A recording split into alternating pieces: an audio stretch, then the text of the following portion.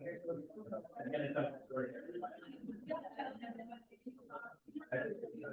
it. Wait for it. Yeah. Like your phone is live. I'm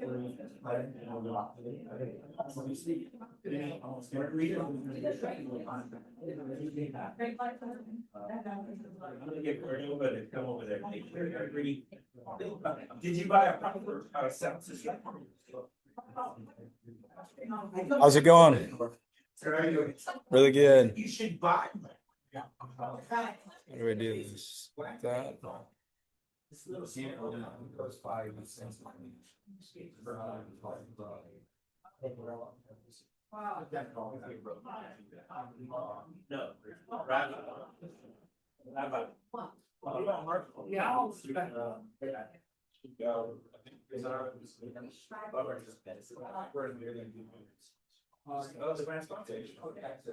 no, I thought we were gonna have it last month. Could be like. It was a UCLA doctor did this. There's a people library. I think finding places for whatever reason. Pretty amazing. I mean, yeah, We'll tell everybody. I don't think it's starting. Sorry.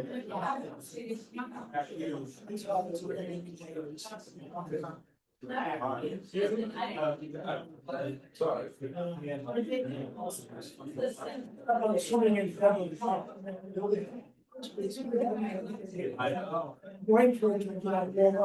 Yeah, well, this week, we didn't do it.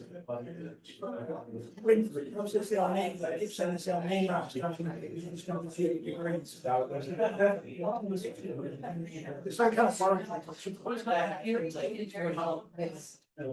Kills don't start, yeah, it goes bad stuff. Kills like that.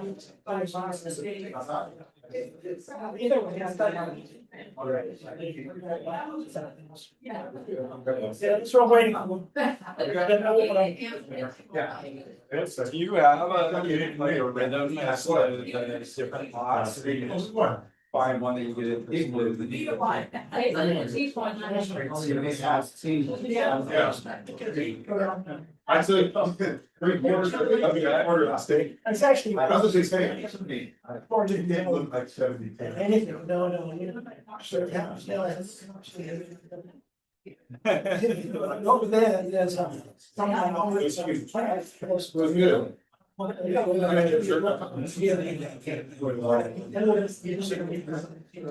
That's all that kind of makes it.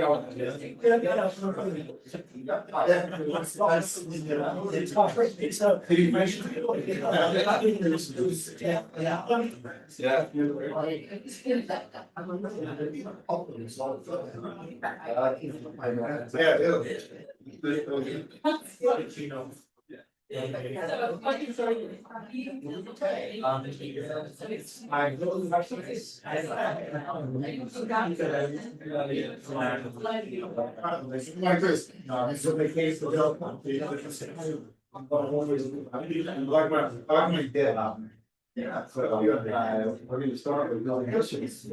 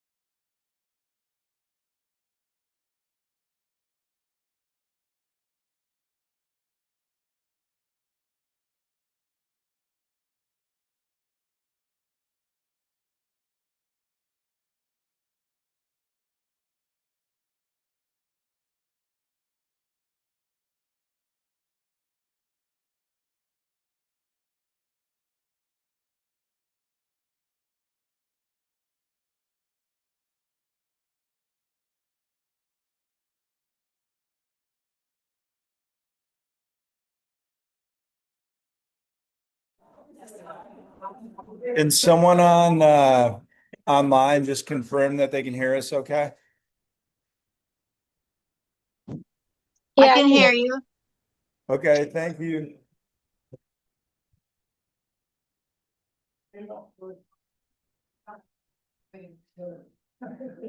Sometimes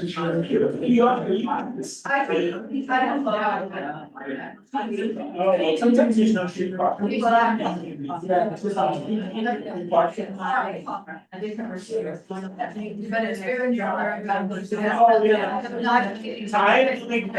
believer in actually. I always find it. I sit there like one time and I'm in. I was worried about you. This is way better. Is that it? No, but I'm saying you weren't here, but you're usually here by the time. Oh, I know, yeah. Appreciate it. Yeah. I'm good. It's right here, it's back. This one's a good one, yeah. We got lots. So we can really hear you about Zoom at home?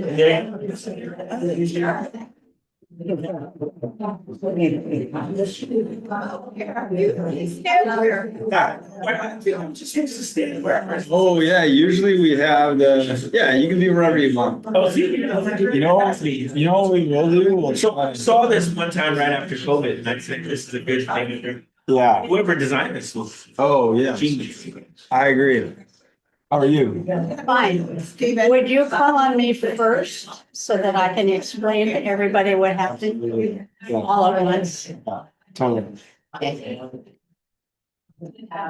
We'll move this out a little bit. It looks like that way we'll get you guys more.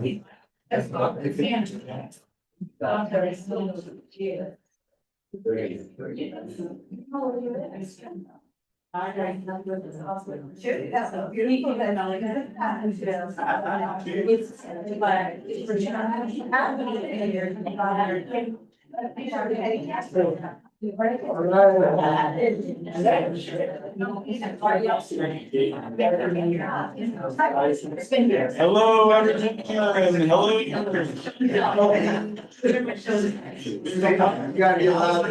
Yeah. Hello, everyone. Hello.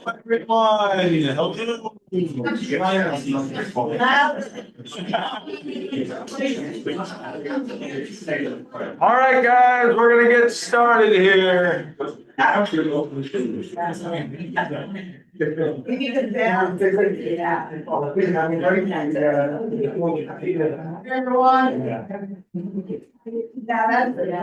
Tony.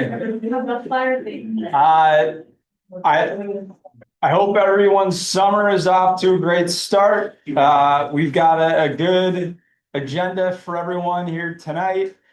Judy wanted to quickly stand up and say a little something before we get on this.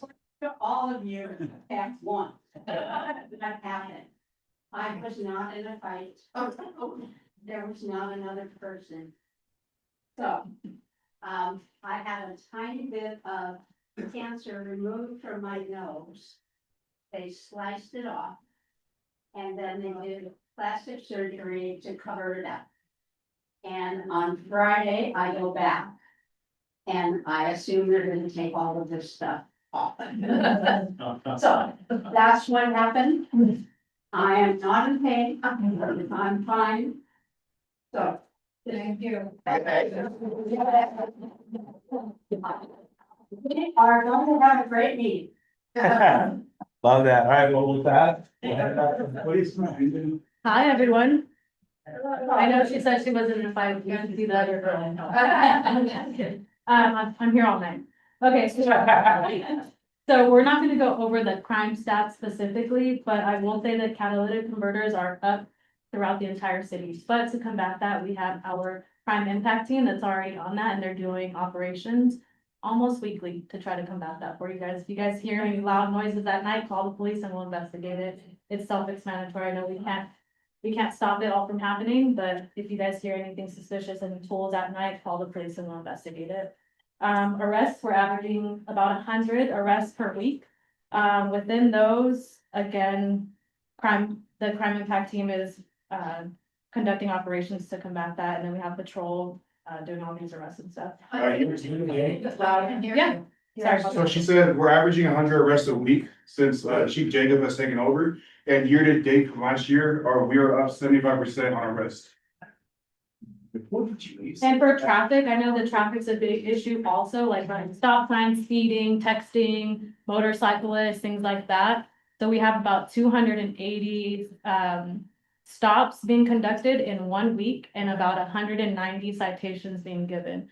I know last meeting, we had someone asking about the texting and driving. Was that you? Yeah. All right, we do have citations for that, so there you go. I put it in their ear and they're like, all right, we got her, we're gonna do that. And another fun fact, traffic stops year to date are up 80%.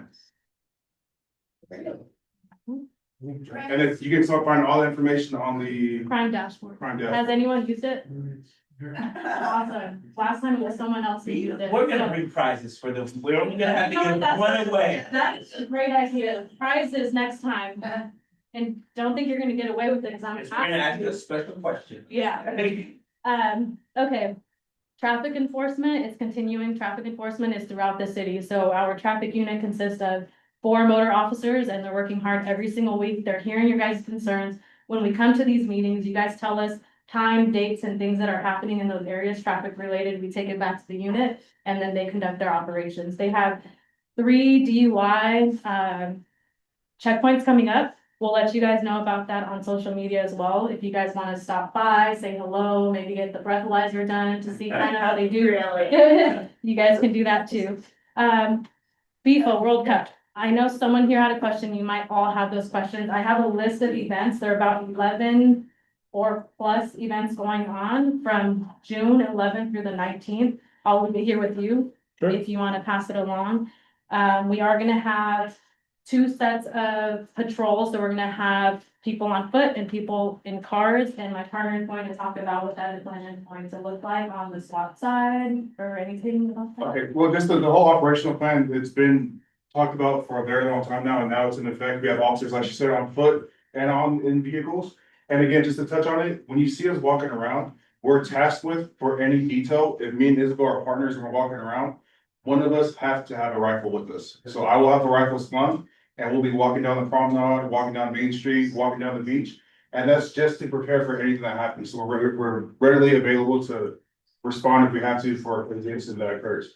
On the SWAT side, I'm a member of our SWAT team. We have 30 SWAT operators, and a team is on standby for anything at all times in the city. So if something crazy were to happen, our first people that will respond are our patrol officers. And if it exceeds what their capabilities, they'll press our button and then we'll respond there. So again, we have 30 operators. At any time, press that button and we'll respond to the city.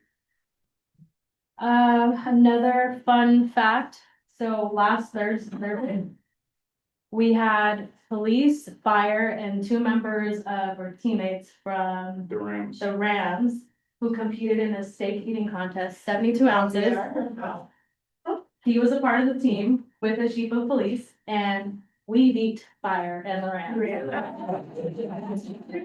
Did anyone? Tell them how you like your steak. I like mine burnt. Well done. I don't want my movie. No booing or mooing, but It was a 72 ounce She steak. said she's your own man. I know, his steak was not well done. So that speaks volumes to the dedication to the police department, because he ate it anyway. Get you off. It's coming from a guy who likes chicken nuggets, pizza type of stuff, so he really did it for us. National Night Out. Who's going to National Night Out? August 4th. Who has not been? It's a must go. It's a full activation. My partner, Stephen Hallwell, he's gonna put on National Night Out. This is his thing. He loves events. He does galas, all kinds of big events. He'll have his headset like Janet Jackson out there, do this, do that. You guys gotta go. You gotta see him in action. We're gonna be a part of it too. It's gonna be Hollywood themed, so movies, all that lights, camera, action type of stuff. Oscars, we're gonna be giving those out. It's for families, so kids all the way up until however old you are. You can come. There's gonna be free food. There's gonna be games, jumpers, all kinds of stuff. Please come at City Hall. So it's gonna be from 4 to 8. 5 to 8. 5 to 8 on August 4th. We are taking donations, so if you guys have any friends, family, or anything like that that want to donate for this event, we are taking donations for that. But please come out. Jeff, I know you're gonna be there. Invite your friends Jeff needs to donate. I'll be sure. and donate. And the parade. Everyone's going to the parade, right? Okay, we'll be there. He will not be there. Anything else? Questions? I'm not gonna be there.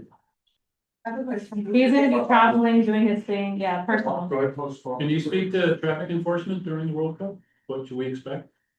So they have a full deployment also, so they're really good at what they do. They're working with our intel team to make sure that we cut off or like have a smooth flow of traffic from the freeways because there's gonna be a lot of traffic and then to the pier. So everything's gonna be opened up, nothing's gonna be closed off because we're not gonna have anything on the actual streetway. Right, and just realize also that we are not in charge of the traffic plan.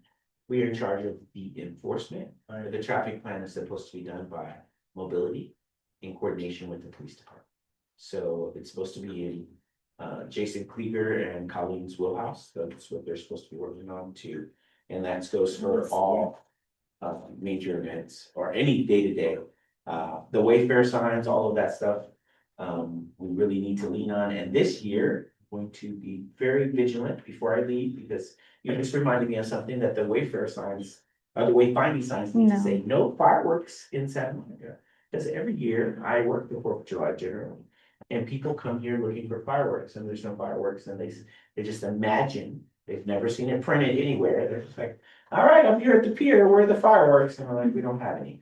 So I need to get on that like tomorrow, because that might take a little bit of an act of Congress for some reason. Wait, you bring up a good point about the traffic plan. We do have something in place to enforcement action to have officers visible. But I want you guys to understand, the activation is gonna bring a large amount of people to the city. We have celebrities like Snoop Dogg, Kevin Hart, all these other celebrities that have already confirmed that they're gonna come do activations at the pier or whether it be the promenade.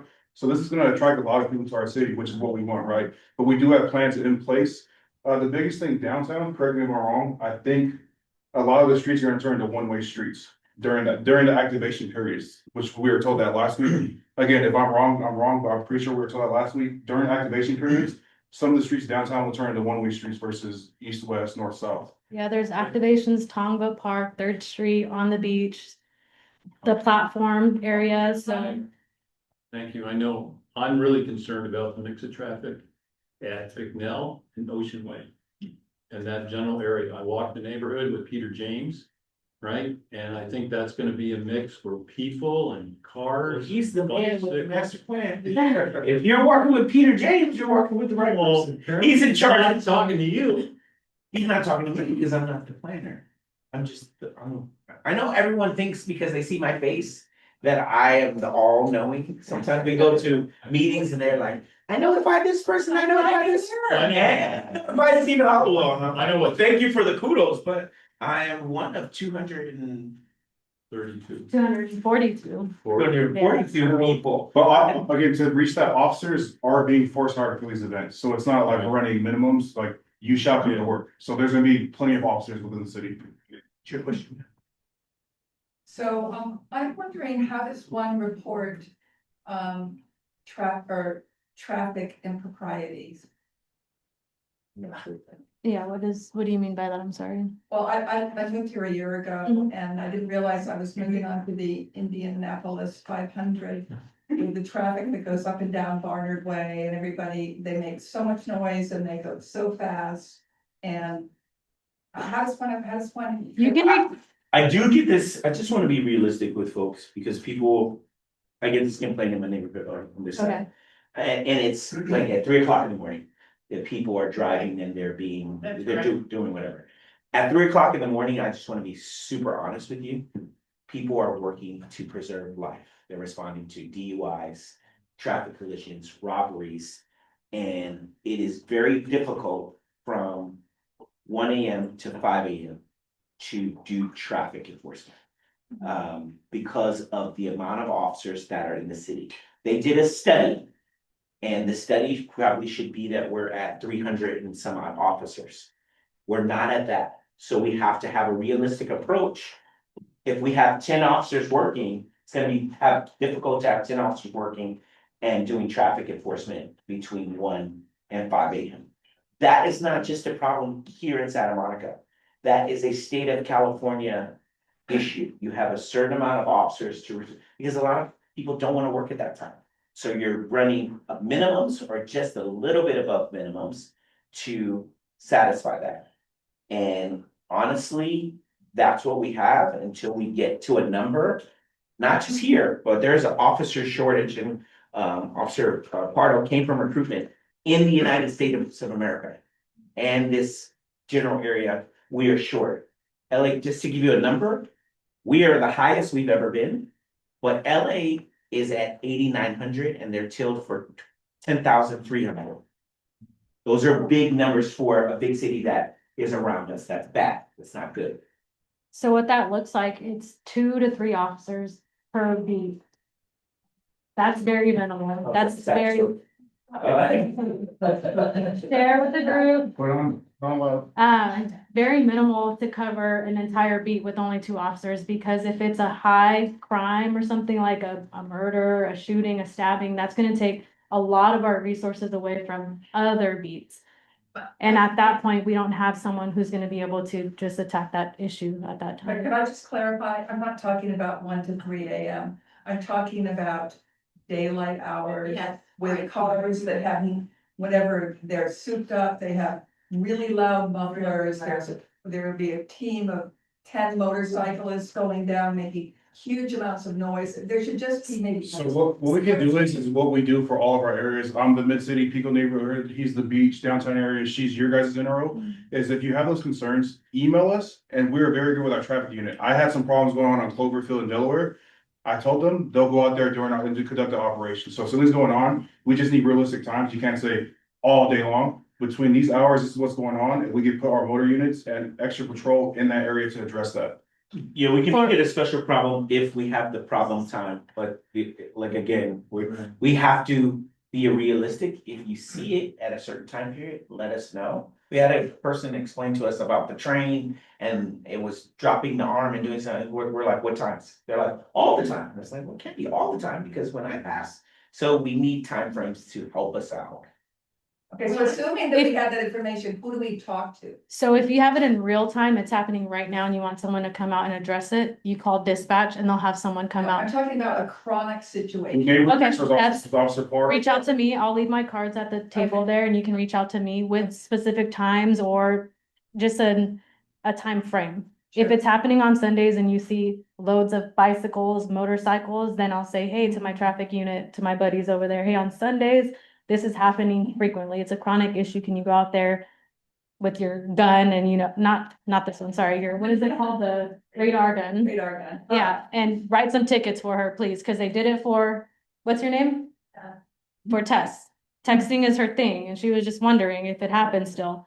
They did it for Tess, so reach out to me. But this is a great I'll get- opportunity. I just want to point out, again, traffic stops are up 80%. And you have a complaint in your area, she'll have a complaint in her area, he'll have a complaint in her area. And that's just this meeting. And then we go to my meetings in the Pico neighborhood and they all have traffic complaints as well. Mhm. So what I'm trying to convey to you guys is that we can't be everywhere at once. So if you have these problematic areas, you coordinate with us, the neighborhood resource officers, and we coordinate with our patrol partners. Does that kind of make sense? We just be realistically, we can't be everywhere at once. I can't be on Barnard and go up to Wilshire and 20th and enforce that at the exact same time. So we have to be strategic with where we place our areas to make it fair for all of our surrounding beats. But this is the right place to be raising it, I think. right? Yeah, And 100%. because then we can deal with it. Nielsen's regularly talked about street as well. So, anyway. And we were out today. Yep. For 3 hours. Oh, nice. And honestly, people, and we were driving in my car, honestly, people were behaving. Most of the non-behavior we saw was from pedestrians. Huh? But. Yeah. A lot of times we get this information, we go out and we check it ourselves first, so that we can have real information to give to them, firsthand knowledge of what we're seeing too. Sometimes we don't see it, sometimes we do, but you're in the right place. You tell it to me, I'm gonna leave my cards on the desk and. Maybe one more. Yeah, I had a question, I didn't write time or not, but I was curious, since you're law on traffic enforcement, I think you probably know more about traffic than traffic planning because you're out there in it all day long. You have a say in how traffic planning goes. All the curbs in the city, in the middle of the What's street, like you talk about like Broadway, like all the curbs and. Well, just how things. We don't have to say any of that stuff. You don't. They At don't- our level, we don't. Because I know in the past, other police officers that are retired now, they had questioned a lot of the different traffic things were happening and nobody ever really asked them and they were out there every day, all day. So they really knew what traffic was doing and I would just. I mean, I think that I always go to Judy. She was the mayor, he understands this. I think that if there's concerns with, this, everyone who knows me knows I have a big mouth and I say what I need to say, but it's not always effective. If you have an issue with the way that the streets are being designed and you think that we're not getting enough, your voice is louder than our voice. But you just need to know who to contact. So some of the measures, the things that you don't like, if they're putting up, I don't want to give you any ideas. If you don't like it, you know, we're asking that question that we're not in control of everything. Because if it were up to us, we would just make lanes and crossing paths, and that would just be it. That would, police 101 would be very simple for us. Yeah, I would just like to see you guys have more input. Well, then that comes from you to Okay. the city, that we believe that the police, I'm not telling you what to say, but if that's what your belief is, they're not gonna listen to, we should have more input, the police, they're not gonna do that. Yeah, if you tell them that that's what you want, then that might move the needle, or the things that you don't like, because when I talk to them, when Taco talks to them, they say, we haven't received any 311s that state that. We haven't received any community complaints, and then I give the people, if it's a big problem, that person's email address directly, who says things like that to me, and they say, why did you do that? You didn't get the complaints, so to make sure they know where to send them. Because most people know to call the police, but they don't know that there's a mobility, there's a transportation, and they've created this plan, and it was, blessed by the city council 3 years ago. Right. So, No, thank you. Yeah, the last thing, it's gonna be a very, very busy summer for us. Summer's coming around, kids are getting out of school. We're attracting family and good people to come to our city and enjoy it, but we all know with that, jackasses and all these people are gonna come here to try to terrorize us. If you guys see something suspicious or anything, please call us. That's the only way we can get out there, right? We can't be everywhere at once, but if you see something suspicious, call us. You have a very proactive department and very proactive leadership. As you can tell with our stats that have been going on since Chief Jacob has taken over. So please call us if you guys see anything. When he says call us, he means call dispatch. 911. Just call. Yes, because I'll get phone calls, emails over the weekend about something that's happening right now. And I come on Monday and I'm like, well, they're gone now. There's nothing that I can do. So you need to call dispatch first. They are the first responders. Police will come out and investigate real time. And then you can email me and let me know that happened so that I could do the follow-up and see what the disposition was. What did that officer do? What happened here? And then I will take it from there. and just to give you a story before we depart, because I was out on Friday and I was like, traffic stops really are up. I'm hearing the officers go out and make the traffic stops, and so I get to the place where they're making the traffic stop, and I'm like, what did they stop this car for? And I look at the plate, and the plate is white and black. California doesn't have any white and black plates. Once they stop that car, they discover that they're driving without insurance, they have a BB gun in the vehicle, multiple things. So we are making traffic stops, but they're leading to other things that are just not traffic. But the violation at hand, which is the alteration of the plate, is what gets us to the stop. And so sometimes you'll hear about, what do they say? Stops there. Pretext. Those are the things that get, and I don't think they're pretext. They're not pretext unless you can get in my head and say, I'm stopping this car to get to the gun. I don't know you have a gun. I know that you have discolored plates and they're illegal in the state of California. I'm stopping you to write a citation. I smell weed. I see a gun. You're making affirmative movements. That's how we get to it. It's not and waiting till the person is robbed or those types of things. So just make sure as a citizens of the city that we're making proactive traffic stops that sometimes lead to crime being afoot. That's what we are doing. Thanks for everything you guys are doing and helping us to have a safe summer. See you guys soon. And I'll make sure that Sean gets this, the list here so that we know where the hotspots are. And some, yeah, sure, maybe it looks like he's typing away. Okay. Yeah, and if they're. So Ginger was adopted. Thanks, guys. And yeah, I'm sure we'll be hearing about them if they're fun ones as well. I don't, is anyone on Zoom, with the fire department? It might have got tied up tonight. Okay. And Kat is not out there, right? No one's on the call. Okay, so I'm gonna then introduce Heidi quickly. Welcome. We understand that you recently took this, role on full time. She's the city attorney. I'll let her say a lot more. But if you want to come to the middle here, everybody's really friendly. We're just excited to learn about what it is that you help the city do. Hello, my name is Heidi Von Tomlin. I'm the Santa Monica City Attorney. I was recently appointed to the position at the end of March. However, I've been with the city since 2012, and I've actually been practicing municipal law for 20 years. So I started with the city. I was a deputy city attorney with the municipal law division. I was advising the Landmarks Commission and the finance department and various other departments. In 2018, I started advising the planning commission. So I sat with the planning commission during those periods, and then in September of last year, when the former city attorney left, I was appointed interim, and then the city council selected me to be permanent city attorney. So I have long roots here. I've been pleased and honored to work here this whole time, and very pleased and honored to have the city council appoint me as permanent. So I hope I'm not going to tell you anything that you already know, but I can just tell you a little bit about what our office does. The city council appoints the city attorney, and the city attorney is responsible for providing legal advice to the city council and the city boards and commissions and the city departments. The city attorney's office is also responsible for criminal misdemeanor prosecutions within the city. Felony prosecutions go to the district attorney's office under state law. Felony prosecutions have to be handled by the county, but we do all the misdemeanor prosecutions and municipal code violations in the city. We also are responsible for defending the city against any civil lawsuits filed against the city and city employees. And we also have we have 5 divisions. The administration division, which is the kind of administering the office, the municipal law division, which does do all the advisory work for the boards and commissions of the city council. You draft all the ordinances, negotiate the contracts, and do all of that. The criminal division does all the criminal prosecutions. The civil liability division defends all of the lawsuits. And we also have the consumer protection unit.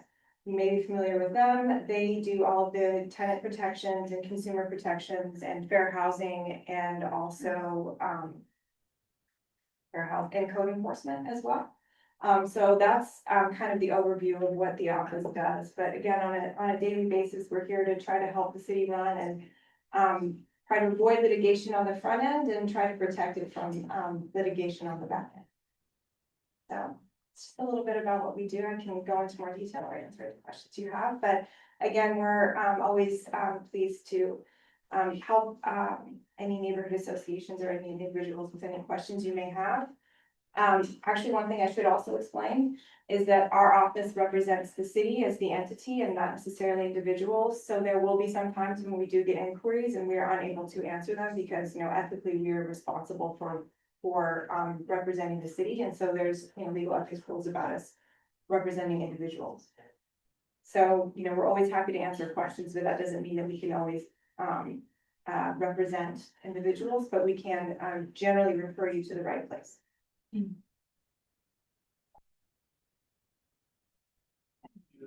Could you explain your role during council meetings? Sure.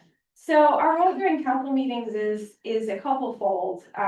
We try to make sure that we answer any questions that the council may have, but we watch for procedural issues. There's really kind of 2 kinds of issues that could come up during a council meeting. One is what the council about to do legal? Is it within the bounds of the law? And so we look at several things when council is asking those sorts of questions, because the city has to follow the rules under its charter. The city has to follow rules under state law, the city has to follow the rules under federal law, and there's also constitutional issues, right? Both state and federal constitutions. So we're looking to make sure that anything that the city council is doing falls within kind of all of those parameters. The other issues are process, right? So there's a lengthy process that goes through when the city council is adopting a zoning ordinance, for example. It actually started several steps before. There's noticing procedures that go to the newspaper and making sure that, the public is aware of what's going on, that you all are fully able to participate in discussions. So we also look for those procedural issues, and really the goal is to protect the decisions of the city council. We really want to make sure that they are legally defensible. We do not get involved in policy discussions. You will hear the city manager will get involved in policy discussions. That is the role of the city manager, is to advise the city council on potential policy issues. That is not the role of the city attorney's office. Our role is to, again, advise on the potential legal consequences of their actions, but we do not get involved in whether or not we think it's a good idea. It's just whether or not it's legal. So you will see us at every council meeting. The charter requires us to sit at every council meeting. The charter also requires us to sit at every planning commission meeting. So it's generally not the city attorney, it is a deputy city attorney who is assigned to the municipal law division who will sit with the planning commission. We do sit with other boards and commissions. Right now, the only assigned deputies are for the airport commission, and that's just due to the nature of all of the happenings of the airport commission and the personnel board. And that is because the personnel board actually makes decisions on disciplinary actions taken by the city employees. And so the city attorney's office does sit with the personnel board on a regular basis. And we also do sit with the public safety reform and oversight commission. Other than that, we are happy to attend meetings, and the landmarks commission, because those are quasi judicial. But other than that, we show up at boards and commissions more as needed, but we do have a presence at several board and commissions. Maybe this is one that you're involved in or not so much. Pretty recently, the entertainment zone came to Main Street. And I'm just curious from like a legal perspective, what kind of challenge that is, or how much more flexibility that, could have. I'm just interested because we got some good feedback in how that went for the first time just a couple weeks ago on Main Street. So that's the kind of feedback that our office loves to hear, because we really get steeped in words, right? So we get the words from the state. So the state adopted a law that allows for these entertainment zones. They call them entertainment zones, but really what it is it allows cities to enact areas where geographical areas where you are allowed to have basically open containers during specific periods of time.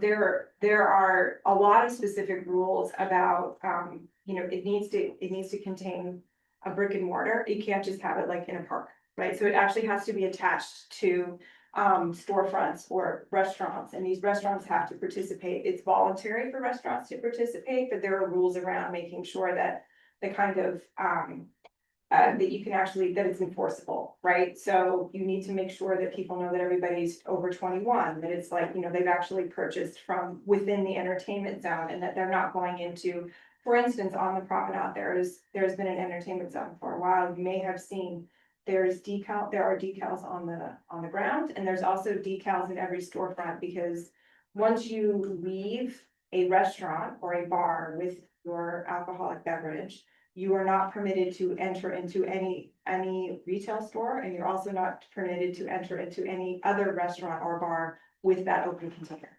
So you are allowed to walk outside and enjoy your beverage, within the entertainment zone on the public right of way, but you're not permitted to go into any other store or restaurant or bar. The way that the Main Street, as I understand it, if I recall correctly, it is for activations for special events, whereas the promenade has scheduled hours, and the state law allows for either one of those. And the city is permitted to put parameters around it, however the city would like. So what happens is it's a two-layered process. The city council will adopt an ordinance enacting the entertainment zone, and will delegate certain authority to staff to adopt a management plan. And the management plan is really where some of those more operational issues come up with the hours and whether or not it's during special events and those sorts of details. The wristbands and the kind of cups you use, all of those sorts of details come out during the management plan. So there's more flexibility to change the management plan because, as you know, ordinances take a lot longer to change, right? It's 2 hearings in front of the city council plus 30 days on the back end. So the management plan is actually more flexible. And so as long as what is happening in the management plan is consistent with both the ordinance and state law, the city is able to work with, the Main Street bid to kind of get the management plan more flexible. Very cool. Thank you. Chris, if there's any updates on staffing plan this year, given sort of we lost one person with Doug Sloan, there's, as the police talked about, an increase in arrests and presumably prosecutions. Unless you're cloning yourself. No, I appreciate that. So one of the things, that is an excellent point. So one of the things our office has done is really been part of the realignment plan on the public safety side.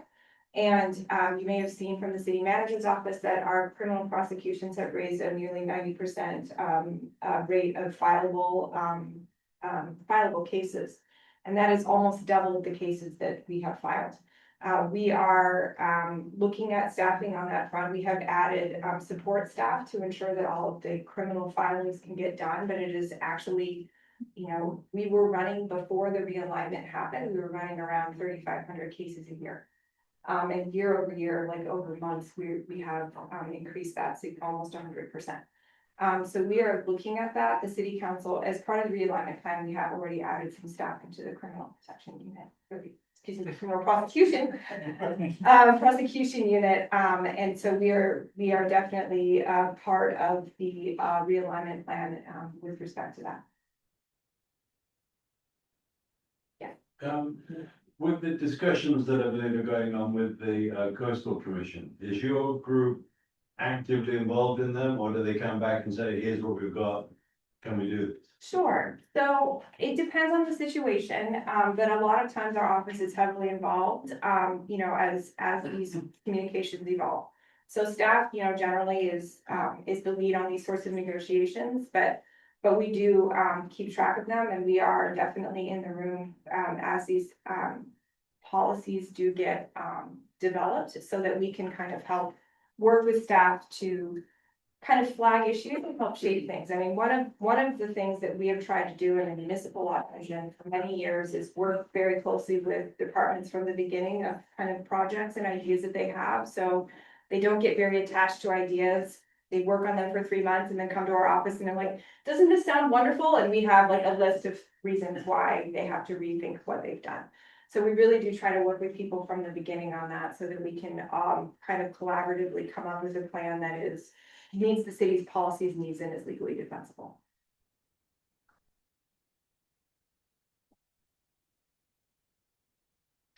How many people are there in the attorney's office? We have 26 attorneys and 21 members of the support staff. Support staff, so that is across all of the divisions, and the support staff is anything from office manager, finance people, to legal secretaries, to public records, the public records reviewers that the clerk's office will intake. But if there are questions about whether or not something needs to be redacted for attorney-client privilege, or whether or not it needs to be redacted for some other reason, for privacy reasons, those reviews go to our office, and we do the redactions and do the responses and any sort of legal arguments we need to make. The public records also comes out of our office as well. So that's part of the support staff. And we have investigators in the criminal unit and in the consumer protection unit that also service. But sometimes you get outside counsel. I mean, We do. how do you decide that? Sure. So on larger cases, for instance, on larger cases with large liability over a certain amount, right? So the city has a self-insured retention, and then there's other layers of insurance. If a case is over a certain amount, our excess insurers will require us to get outside counsel on those big cases. And then there are certain cases that are highly specialized fields of law that we think it is helpful. And then certain times the caseload is very large and we need extra help. But we do manage it, and when the caseload gets to be so much that we are spending more on outside counsel than it would cost to bring somebody in-house. Then we go to the city council and we speak to them about that in terms of budget. Well, thanks so much for joining us. Is there anything else you want everyone to? I appreciate your time, and again, we look forward to working with you, and please don't hesitate to reach out with any questions. I unfortunately don't have my cards yet, new. But I can get you some contact information, and it was a pleasure speaking with all of you, and thank you very much for your time.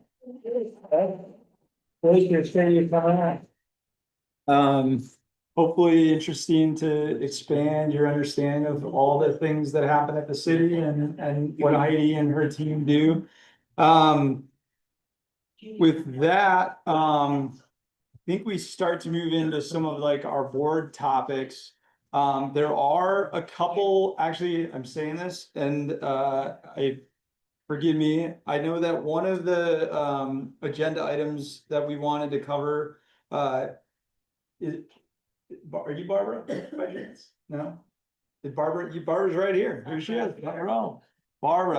Barbara reached out and did you send it to the board or was it just for a few of us? I think I sent it to the organization. Yeah, that's right. So I'll turn the floor over to her. She has a few concerns that she just wanted to chat about with everyone. Thank you. Yep.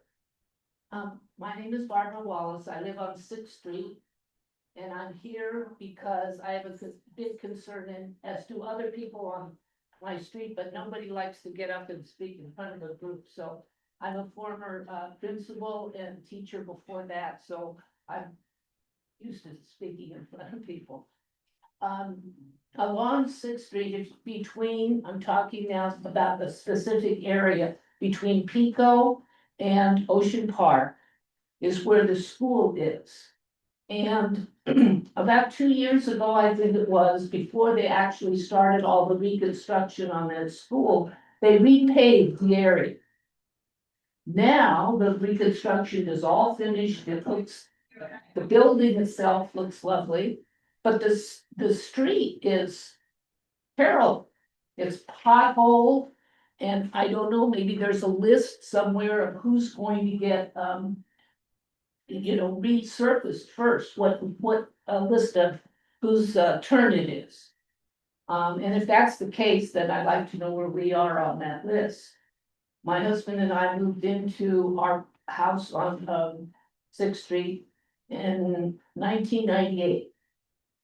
It hit that area has never been repaved.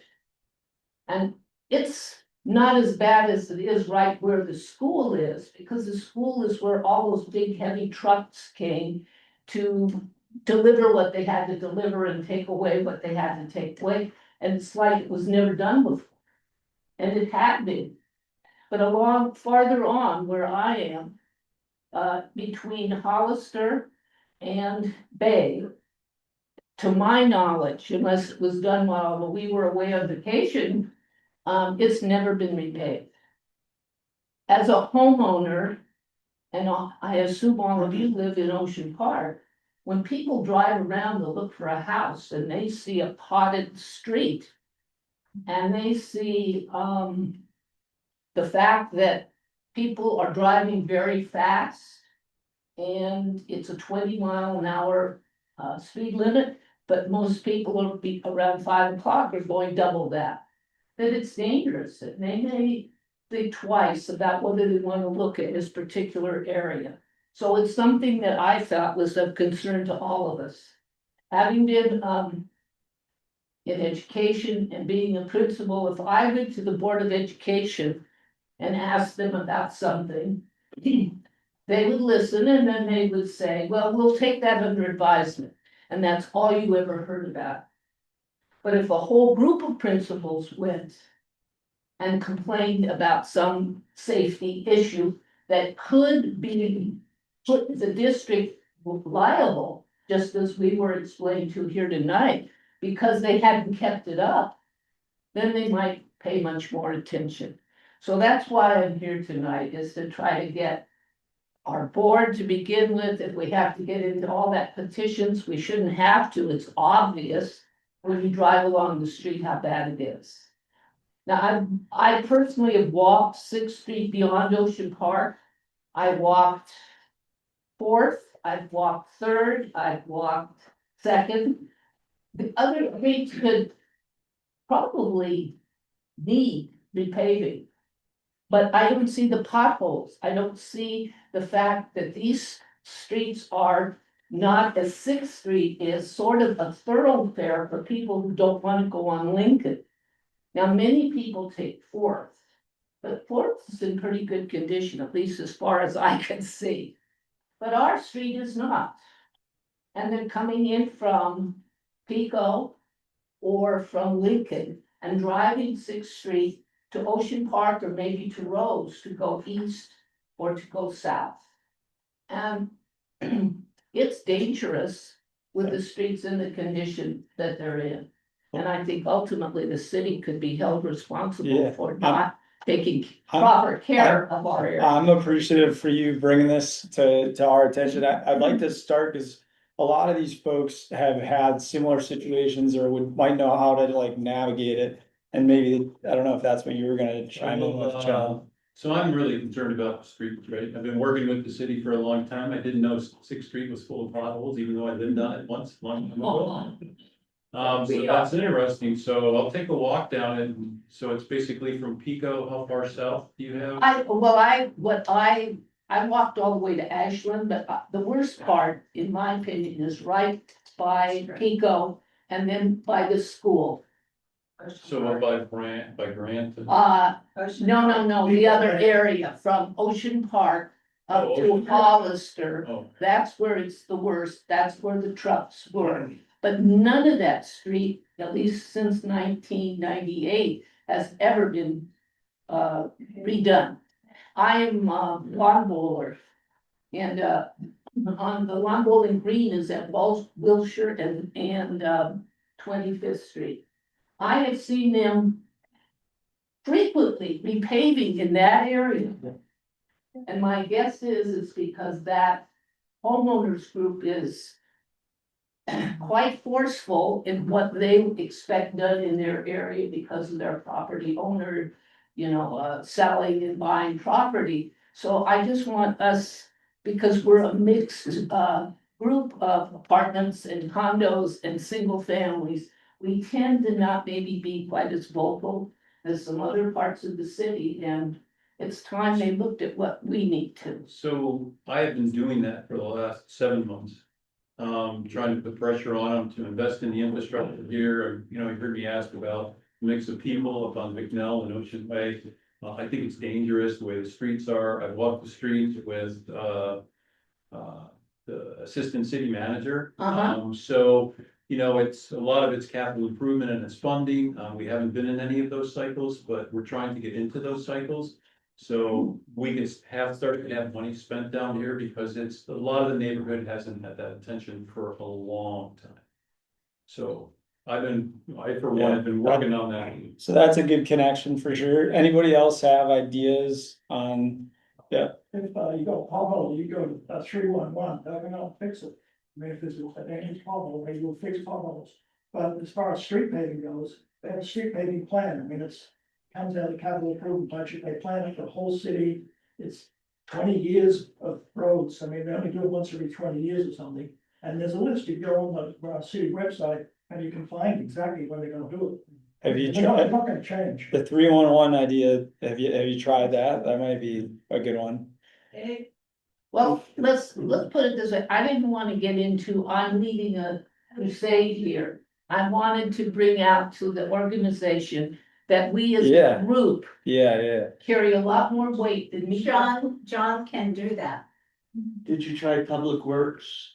I haven't tried anybody. I haven't tried. Yeah, this is the starting point, so we can, that's good. Person, did you try Public Works? Did you, contact? This is the right start. This is a good starting point. That's what you should do. Dave has something. Well, I had a big pothole in our alley, about 6 inches deep, and one during the rainwater. I did a 311 system, and I think it was 3 weeks.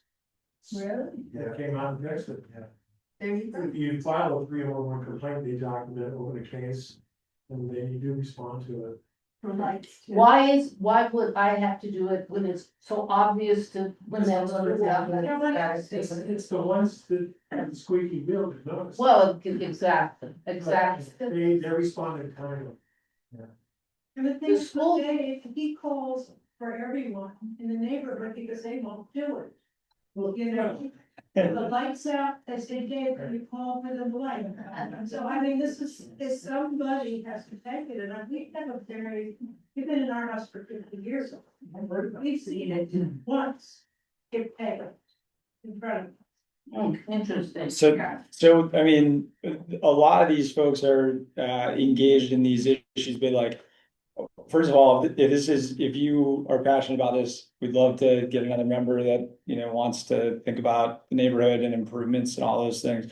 But John would be great from like, we want streets improved. And then the 311 idea seems like we're trying. But once you and John have chatted or something, like we'll check in, you know, in a couple weeks here and, you know, like, let's definitely try to get this solved, like, you know. Well, I think and that's my whole point in coming here, was Absolutely. if it's something that we all feel strongly about and we, you know, communicate that, we'll get on a list. I don't care if it's for 25 years, we'll jump to the top. Because the thing the city worries about, or any large organization, is getting sued because they haven't done something. Okay, and so they will do something, and but have you been successful in getting anybody to repave or to fix potholes? We really just started this in the last 5 or 6 months, right? And again, it just takes time. I think the potholes, to Mark's point, 311 is the best answer.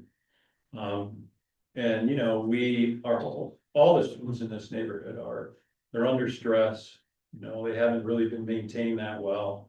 They're not safe for people that aren't in cars. They're not even that safe for people in cars. So we've been working on it. You know, one of the things we did get was we got funding to basically upgrade the signals on Nielsen Way. So that project should have started or starts tomorrow, I think. Right? So things come slowly. We had an opportunity to get some money to fix the electronic infrastructure on Lincoln. You know, in support of the link plan that guys like Dave put together a number of years ago. So, you know, it's coming slow, right? And trying to get them to focus. We did get changes made at Bay and Fourth when the city had a little extra money. I think John remembers this. You know, we put in a stop sign, we repaved, we made the right turn lane going north, one lane. And so those things come, you know, but sometimes they come quick and sometimes you just have to get into the planning cycle in order to make that happen. Well, somehow or other, the people north of Wilshire get into it pretty quickly because it's been being done up there all the time. Well, And I have never seen it done down here. Yeah, so Except the one you're talking about, I do know on Fourth. I have a hard time arguing against that, but you know, I'm always told that that's not really the case. So if you look at, because I ask about Pico versus Ocean Park all the time, right? And a lot of the improvements from Pico are because it's really a low income area, so they get grants that we can't get in Ocean Park. So that's why sometimes you'll see improvements in other neighborhoods. Can I say something? Sure. I thought it's the city, public works. I think that's their job to do. And if you don't know, or if you do know, how come you haven't contacted them? Because I didn't know that nobody we weren't on a list or something to have something done after the school is finished. They don't know unless you tell them it's a problem. Well, they should know when they finish the pre-med school that there was a definite problem. They shouldn't have to have me tell them. It's different. That's a school district and this is a city. No, the city though is the city Is a knows. No, and police drive up and down our street all the time. They know what's wrong. But they're not to your doing that. point, I will follow through on making a couple of phone calls. Yeah. But I'm not gonna give 7 or 8 months to play around with the city for them. They'll do it quickly when somebody gets hurt, Yeah. unfortunately. Thanks for sharing that with Thank you us. very much. Yeah. All right, guys. So other topics here.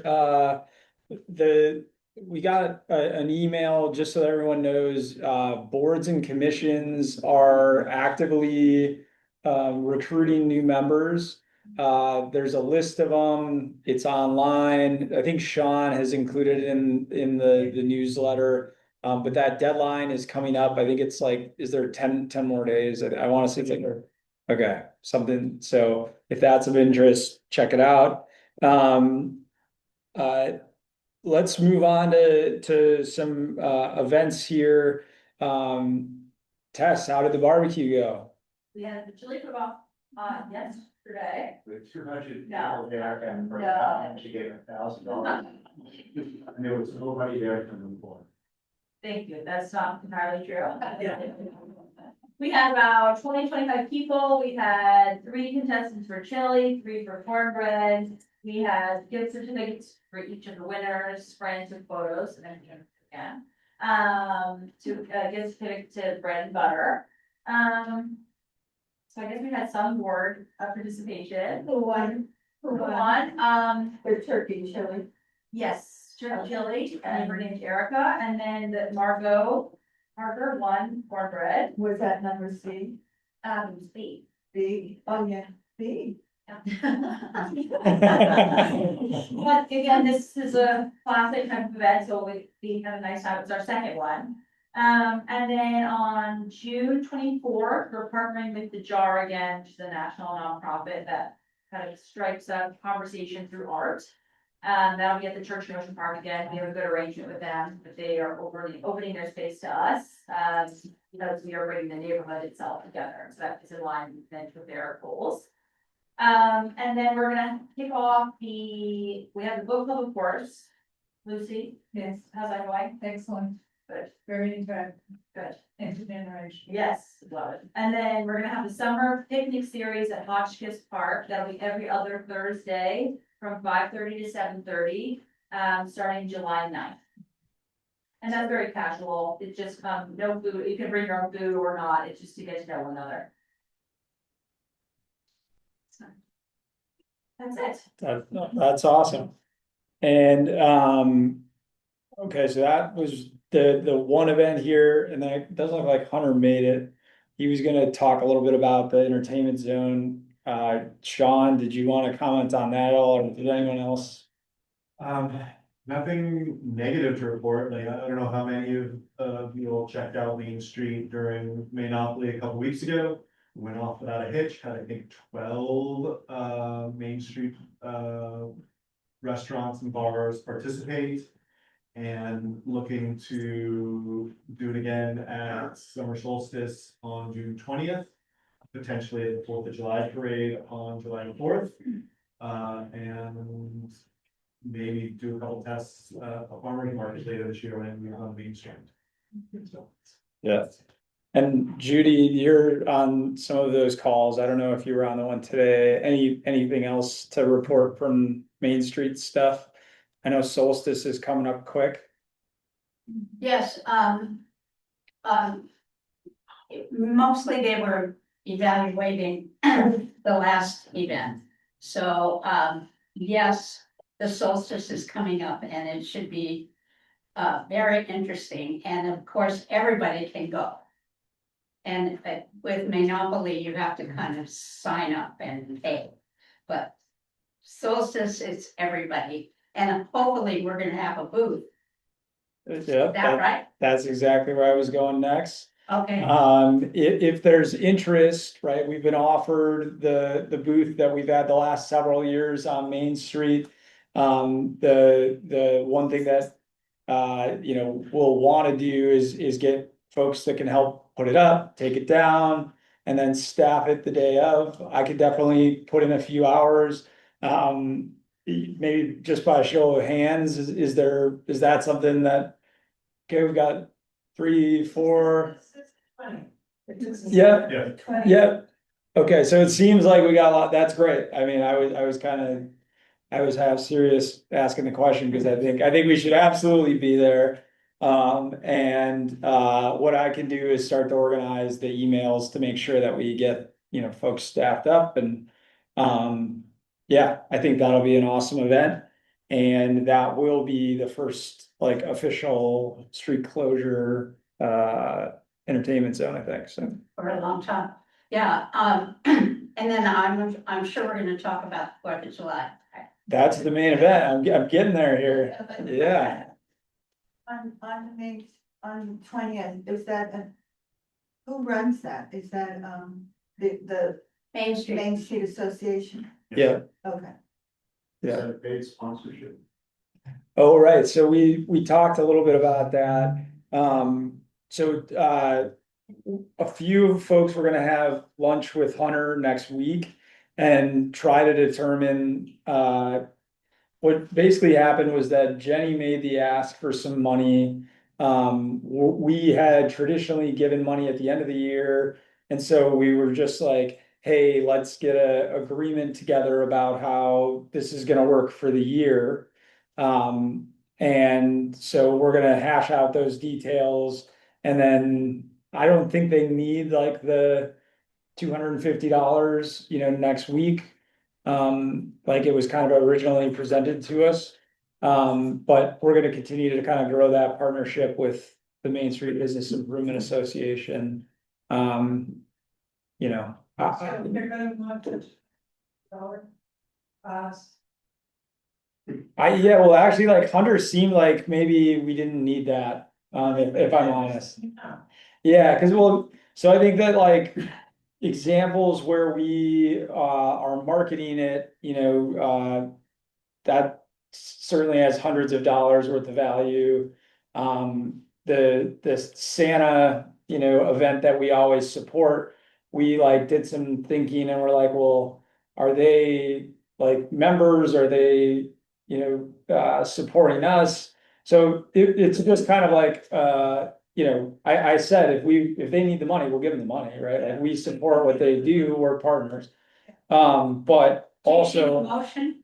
No, what I was gonna say is that I don't think we need to write the check right now personally, but if anybody feels strongly that. I guess that would be like almost like a donation. Can I just say that I think that we give them a lot of support, whether it's through the newsletter and promoting their events or helping them with their needs to do those events. So, I mean, $250 isn't, it's really nothing, but. Yeah. Also, like, we're a nonprofit neighborhood organization, and they represent merchants.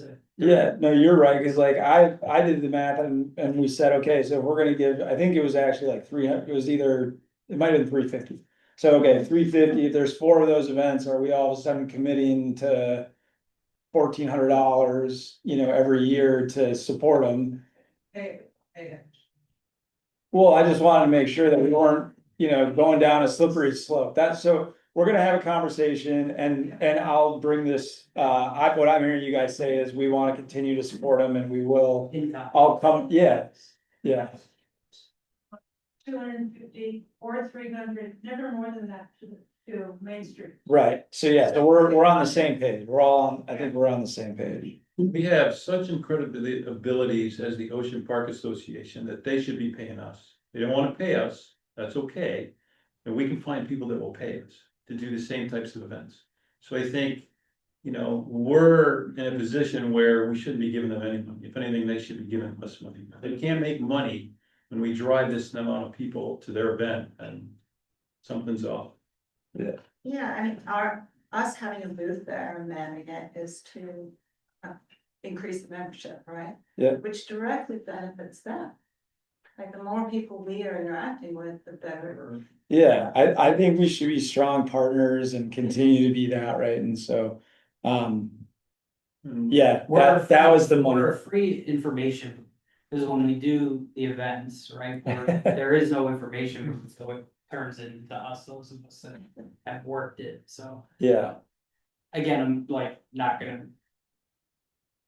So Not gonna Bobby, you're disrupt your gonna life. organize us? Yeah, absolutely. I can let you know how lunch goes and like I'll come back with what the thought is. And if anybody feels differently, then we can go that way. But yeah, thanks for bringing that up because I think that there were a handful of people on that email that went out, right? So And just echoing Yeah, Chris, I've echoed exactly what you said, just I'm sure we have to follow it today about it. And my position is, we provide them a lot of value, we market the hell out of their events. We help make it possible with the support, by supporting the local entity in the city, and Hunter recognizes, that. He's specific to that, like, we're not gonna go after you for $250, that's not gonna make a break. We value the partnership, we'll ensure that.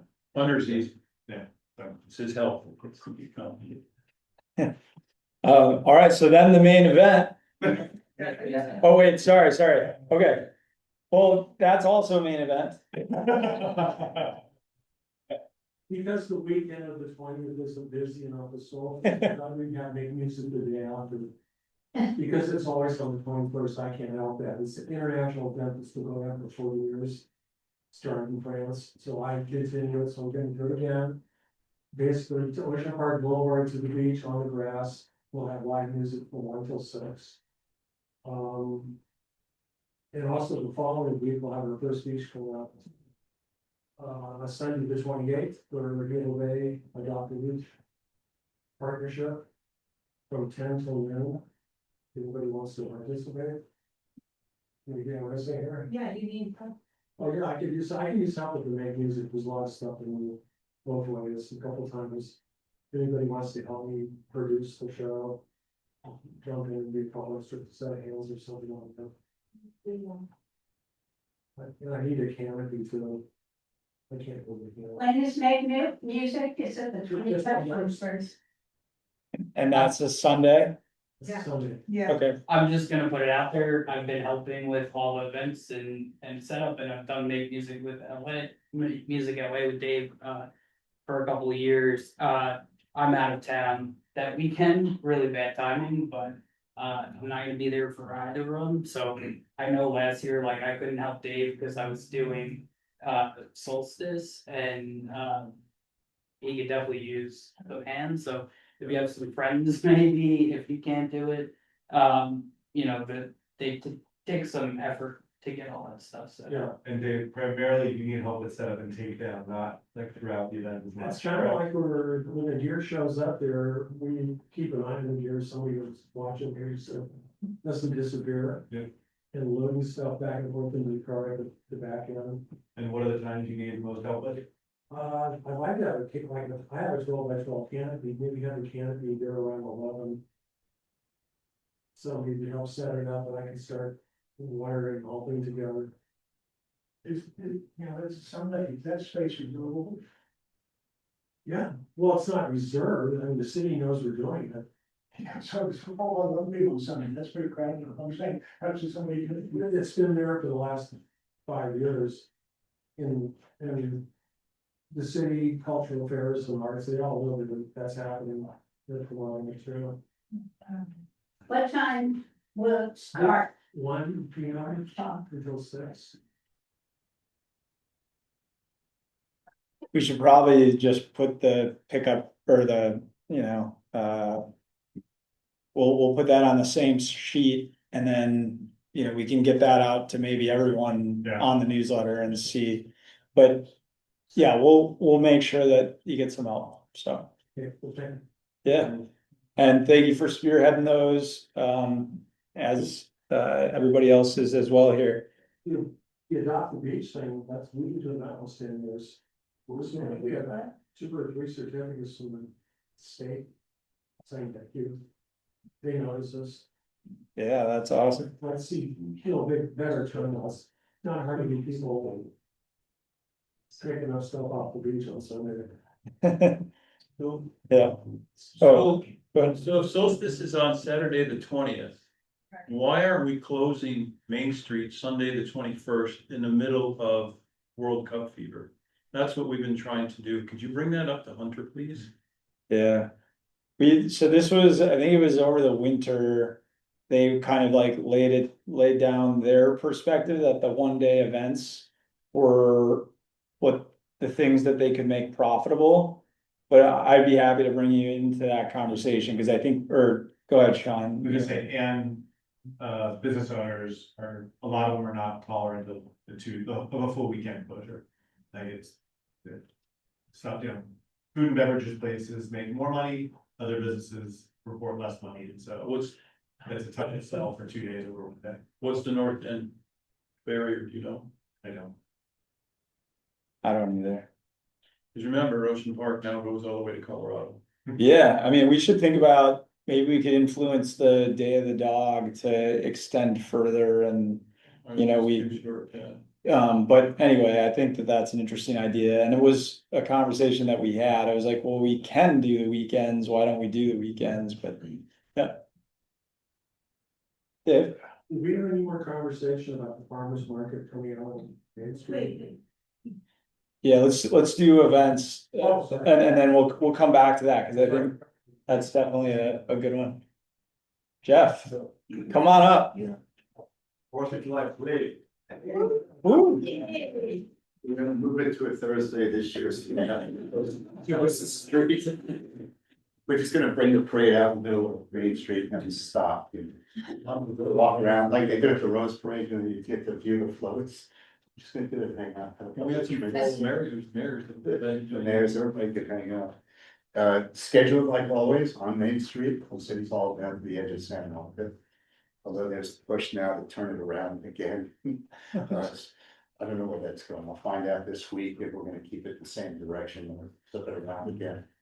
Just this ongoing conversation, you know. The purpose was to activate Congress Park to enter down. The last time we tried it, as soon as people pulled up in their cars in front of Congress Park, it please made everybody go home. It's gone out of the truck, go. So it never happened. So we went back to the usual way of running from City Hall down. So now there's a lot more people involved, and they were talking about activating the park and having some entertainment at the park. So I brought up, you know, we've had the trucks with the bands drive into the park, like the maintenance trucks go, you know, park them and have some concerts there, and they said, I can't drive a truck into the park. So it's ongoing discussion, but the parade will be July 4th, starting at 9:30, gates open. If you're gonna be participating, you're gonna be there a lot earlier, a couple hours earlier.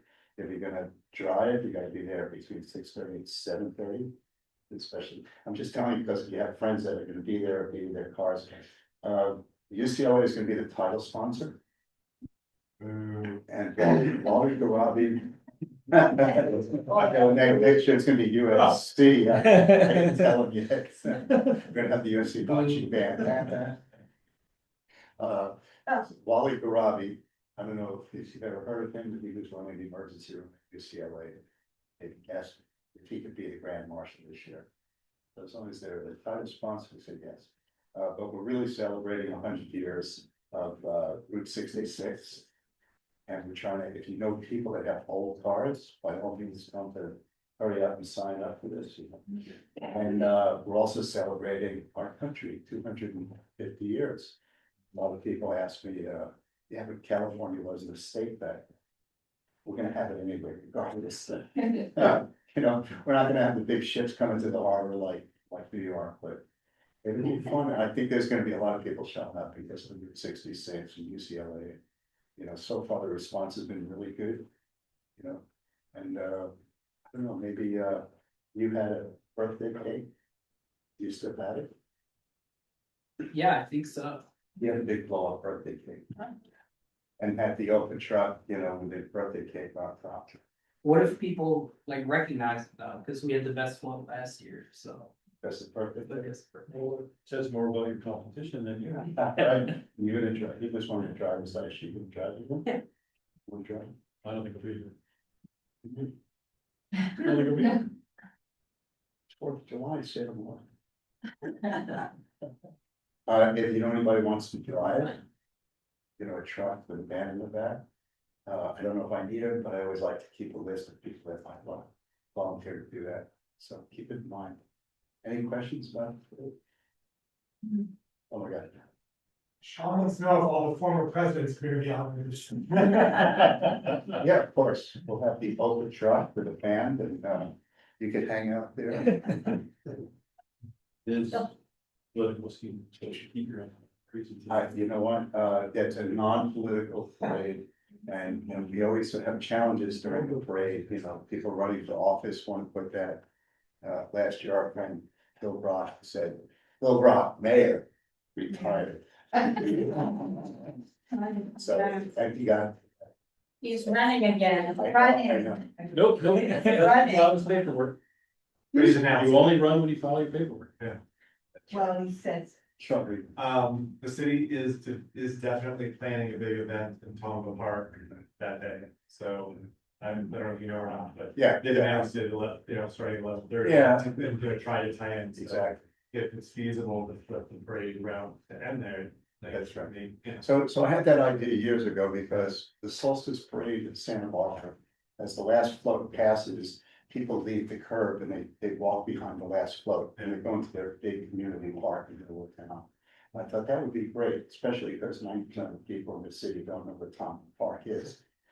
And in the city, the response was, you're having a parade, why do you need to have a party after the parade? And that's it, kind of fizzled at that point, but now, you know, new people in the city, new ideas, and I think, I think it would be great if we could do that, so I think it's gonna be up to the police. How they're gonna manage the cars finishing up there, they're gonna probably have to stop the traffic in front of City Hall, where people park there. You know, and then open it up after the day is over. And I've talked to Peter James about it quite a bit, he wants to tie them together. Peter, yeah. If possible, the city manager's office is all for it. They even want to activate it as an entertainment zone if they can, but I don't think there's time this year. So. They don't enforce it anyway, just let them drink out in the park. So are we having the entertainment zone on Main Street on 4th of July? Did I mishear that? No, I don't think so. Not it's not an easy designation. Okay, okay. Especially you got all those kids sitting around. Okay. You know, so, maybe in the future, but I don't know, just. It's a process to get flowers. It's also partly time of day, like most bars, as Margaret was saying, aren't open at 9 AM. Right. And. Now, I just heard that we're doing it for summer It's solstice. just, it's something that's been discussed. Okay. It's gonna happen for summer solstice, it's gonna happen for Day of Dog. Okay, Talked about it for 4th of July, but it's unlikely to happen. thank you. Do we know if anyone is coming down from Palisades again? Well, yes, and they're actually gonna have, for those of you who don't know, they were part of our parade last year, I invited them. They were really appreciative and, some of them were saying yes to this year, and then they decided instead of having the big parade going through the neighborhoods, they're gonna have a much shorter version that just, right there on Sunset. Right. So it'd be a little different, and then they're gonna have some kind of a drone show at night over at Palisades, Alabama. So yeah, I think they really wanted to keep it, you know, for morale purposes. I was up there the other day, it's a little scary still, you know. But yeah, so, but I told them they're welcome if they want to come in. And we might have some people sign up. It's just for the hell of it, you know, they come down and have a good time, so. So anyways, that's sort of the recap. Maybe, OPA wants to get a big truck and put banners on it. Van, get a bigger truck, what we had last year, like 20 foot. I had a 26. 26. Yeah, we could get like a 40-foot. No, when it first started, I had a 40-foot trailer, a flatbed. It had a band on it, we had bales of hay on it, and we had trees on it, we had Adirondack chairs on it, and the name of the group was Super Broke. They were all professionals that were dressed up like superheroes. They were school teachers and lawyers, and whatever, and they all played, and the float was like maybe 12 inches off the ground, and they get out there, their instruments, they play, and they jump back on it. And then the float broke down on Main Street, and as it scraped the ground, all the buttons in the middle of the street, you know, those reflective buttons, press and shoot up in the air, you know. So they won't let me do that again, but it was really fun. We had some great pictures from that. You can always go on the SantaMonicaParade.com and see pictures from this. Has everybody been to the parade? Because sometimes I get complaints from people on 6th Street, 7th Street, complaining about the noise. They call the police and say, "There's something about that noise down on Main Street." Anyway, I hope to see everybody there. Bring your colors, don't forget red, white, and blue. flag. No, no MAGA hats, just the flag, it's fine.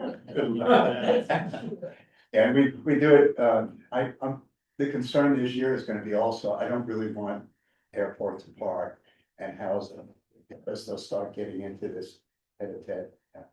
I wanna keep it just straight up Independence Day. Kids don't have to listen to all that fighting back and forth. And it happened a couple of years ago with the vaccines. They started telling the kids that their parents were killing them with the vaccines, and there were words spoken in fights. So I'm sure we'll hear a lot about that. Yes. Well, I heard a couple of really good ideas for people if they want to get involved, right? It sounded like, I know that you truck drivers, you said. What are like the four opportunities? Patty runs registration if she needs people to help. Okay, I mean, she's got a bunch of people that have been there for years, but you could always check people in at the beginning. yeah, Probably some volunteers just to be out there, when people are setting up the floats. You know, making sure they're in the right spot, the right number, directing them. Like I said, people who come in cars have to be there between 6:30 and 7:30. You'll find people get there at 7:40, the police won't let them into the parade. You know, As check-in, one of the things that we look for is we always give everyone a wristband. And when people start trying to sneak in, it's very necessary to have people walking up and down where they're starting to get their groups together and making sure they have a wristband. yeah, that's right. And then they can pre-register. You know, they have to sign waiver forms, waiver of liability. You know, and they need those wristbands. And we've asked police to help us out a little bit. It's not wearing a wristband and they're marching around the parade to get out. Because it becomes a risk. You know, we've had people, you know, we have one girl who does the hula hoop and she stands in front of moving trucks. So, you know, there's never been any major incidences there. Just want to keep it that way. okay. And if anybody wants, you could express your interest now, or you could reach out to Jeff. We should definitely put something in the newsletter. Yeah, and you know, another big thing is decorating the trucks. We always need people, sometimes people put a balloon or tinsel or whatever, and then they'll walk away. Meet groups of people that morning, you know, to help out. Because a lot of the trucks with the bands on it, the musicians are setting up the music. You know, some of those trucks never get a chance to get decorated the way they should be. Basically, anyone who wants to assist should come between 7 and 8 o'clock to get things going. We open up at 7, and doors at 6:30. Well, 6:30, 7:30 is checking, but they're for cars. Yeah. But you know, Okay, other people are 6:30. on. And We close down at 9 so that everyone can get ready That's to right. go. at 9:30, boy, that gate opens and it's moving, so. But it's a lot of fun. If you haven't been at the beginning of that parade, it's complete chaos, but it's a lot of fun, you know? There are gonna be so many political candidates. Yeah, I know. Won't be able to go 10 feet without Yeah, going. we've had people, you know, they say, oh, no, nothing political, and then they show up with, you know, a banner, they can vote for me. So, Couldn't be bad. so. Yeah, anyway, so if you have questions, ask me. When you see me. And if you wanna get involved, doors open for everybody to be involved. A lot of fun. I mean, we need people just to walk up and down the streets, you know, make sure. You know, kind of follow the parade on each side, but we used to do that also in motorcycles or even bicycles. Right. Thank you. Thank you for doing it. Yeah, we're looking forward to it. Yeah. Many years. It's 20 years of doing it. It's pretty amazing, you know. It's because this should only take a moment. Since it's July next month, are we going to have a meeting? Yeah, that was definitely on the topics. I don't, we haven't had one the last few years. Does anyone think that we should have one? Like for a specific topic or? I guess, a topic I'm not sure about, but I think we should, I think we should have a meeting. Oh, okay. Let's just do it in a Zoom meeting. No, maybe about.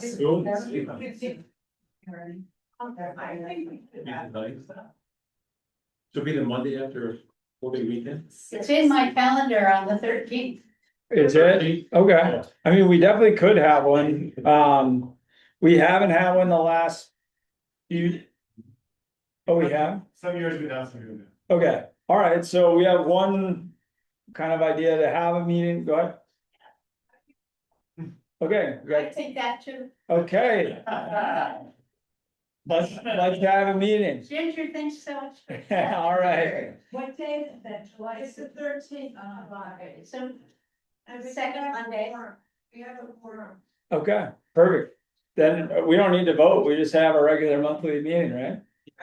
Okay. Reserve the room. Oh, okay, shoot, yeah, that'd be great. That's why I'm asking. Okay, yep, with the owl, we like it. Tony, we gotta go back because we had our happy hour like right after our last meeting. Yeah. So how did? I think it went well, right, we had People. yeah, we didn't have a big turnout like the time before that. But I thought it went well, people who were there had a great time. Yeah. Lula was great, Chuck's amazing, they always help us out. And, yeah, did we get anyone to sign up, was there any? Yeah, I got about 5 or 6 memberships. Oh, wow. And, yeah, and we didn't serve any alcohol. Right. We didn't pay for anything else, they could buy their. Yeah, did anyone, no one complain or said anything? Some people have come, that's it. Okay. Yeah, and it also was much, better. For the amount that we spent, it was about $250. Oh, wow, okay. So you would do that format again, Tony, you think? Yes, Okay, yeah, cool. we should do it again, I mean, whenever we decide we wanna do the next one. We can fix it up and try another place, or we can go back to Lula, but, yeah, Always Lula's. always. That's fine with me. I mean, the place is perfect because of the way it's set up, how gracious they are, and the fact that we have that outdoor patio, I mean, there's no other place that's gonna, on Main Street anyway. That'll be able to accommodate us like that.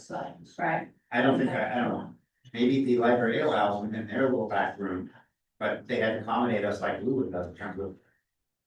The geo with whatever and all that. Yeah. Well, that's great, and I think it's kind of exciting to see summer's in full swing with all these different events that everyone is kind of driving. I think it's awesome. So, hopefully we, go ahead. But the next date. For another meetup, another happy hour or whatever, Yeah, just let's discuss it and we'll. did we say quarterly? Is that, I forget, or did we say every other month? Maybe we said every other month. No, we didn't say it for the month, I think we said quarterly. Okay, so what does that make? That's July, August, September. Probably August. Or Okay. September. If you wanna find a Wednesday and. That's true, Once you get to September, things quiet down. yeah, that's true, that's a good point, when we had the last summer one at Ashland Hill, it was a pretty thin turnout, Okay, so. So we can wait till the very end of August or go to the beginning of September. yeah, I trust whatever you think. If anybody else has opinion. Okay, Dave was just itching. The one thing that the Day of the Dog, I think is in September, right? So. Yes.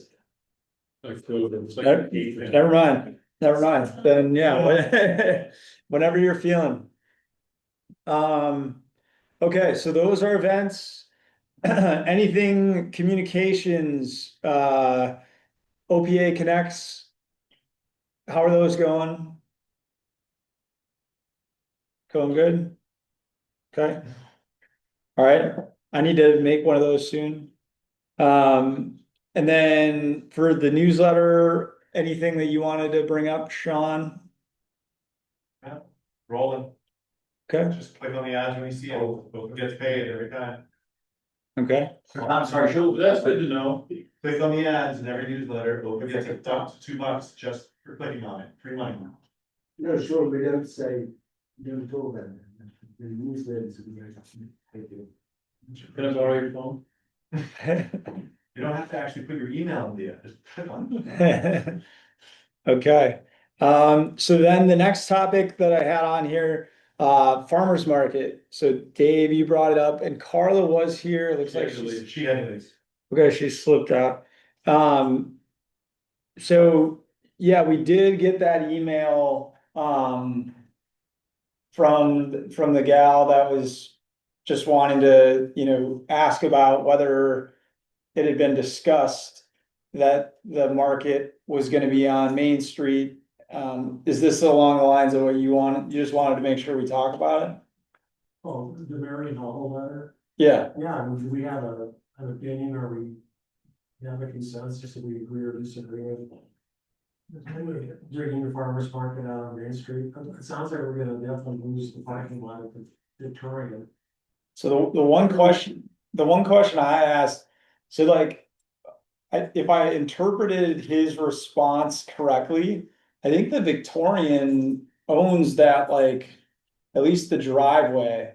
Once off of Main Street at the curb, like they own that piece of land. They lease it. Oh, they lease it, okay. City owned, from city owned. Oh, I think okay. that whole parking lot, I think they they lease, they have a lease, they have They have a long, they just renewed like another 25 years. 25 feet lease. Okay, you guys have better information. But they essentially own, but, Okay, so they I have think, control. so I do kind of think it's kind of like it's a business decision that they're making, Yeah. right? To say, we want to use that space in a different way. The one thing that I have learned is that like the park area that's in front of is it the Historical Society? Heritage, thank you. Heritage. Yeah, they were able to like retain that for use. If the farmer's market does in fact move to Main Street, so that would be like a public space. Go ahead. You're saying the woman who was just here, who was here before, I think she left, was the manager of the farmer's market. She was here at the beginning. That's right. Yeah, and yet she said that, I asked about that, about the moving to Main Street, because she said it was probably 8, 9 months off. Right, So it's not anytime soon, it doesn't seem, but they'll be fast approaching unless she has misinformation, but it doesn't sound like it's happening soon. As is the Victorian switching over to whatever's gonna be. She said, oh, that's not all that soon either, as far as she knows. So I've been in the thick of this. Oh, okay. First, I don't really know what the dates are for the Victorian. I will tell you that the guy who owns that business, Glenn Gerson, has been more than generous to open the past.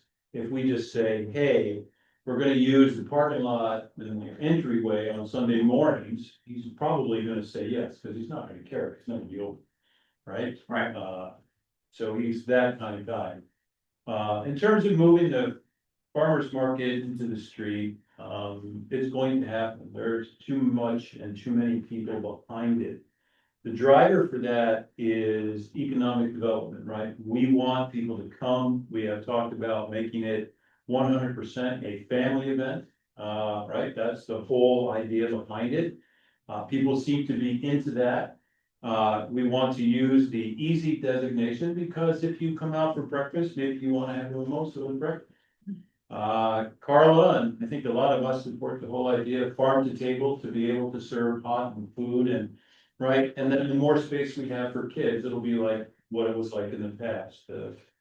Now, the trick is, the timing. What we are after is basically to do, kind of a pilot on the 23rd of August. What we don't want to accept is the city's view that it's going to take months because that would tell us we want to do the opening in the middle of winter, which is not something I think works from a marketing perspective. So we're focused on the 23rd. We have closed Main Street enough to understand what it takes to do that. The reason that the city is saying 6 to 9 months is just some unvalidated position on the variant. You know, it says farmer's market, so it must have a barrier. So one of the things when I went to talk to Heidi about, so I talked to the city about this, is to get clarification from a legal perspective. Sure. They want that type of barrier, it's gonna cost $1 million, right? So my question to the city is, great, we'll take that today. But you know, we don't know how long that's gonna take. I do not believe that we need that type of barrier like they have on Arizona, the times are different. So if that goes away, then we can start to plan on this relatively soon. And the idea at first is from Ocean Park to Hill. Cause that's really all the space that we need, and it'll take a while to get there. If we're successful, right, then we can move, you know, maybe to Ashland, because it's, you know, the same cost to the city. What we have tried to do is get the city to waive all the costs for everything else, because they have 1 million internal fees for nonsense. So we've been talking to the city, Sean, Ronnie and I, for a number of months about this and how we just want a framework. You heard Heidi say the management plan, right? So that's what we were able to influence. So we're trying to get it done on the 23rd. Then we're gonna pause on, I think the idea is to pause on Labor Day, right? Because we have to figure out what happened, right? Because, you know, when we closed the Main Street for the first time, it was an interesting, you know, set of metrics we got from the neighbors, right? Turns out they complained, and none of the things they complained about happened, parking, noise, and none of it. So we want to be able to regroup, and then if everything looks good, and then to start it on an every Sunday repeatable basis, right? Because that's what market is. Every Sunday, Main Street is closed for a farmer's market. Come on down, room table, and you know the marketing business.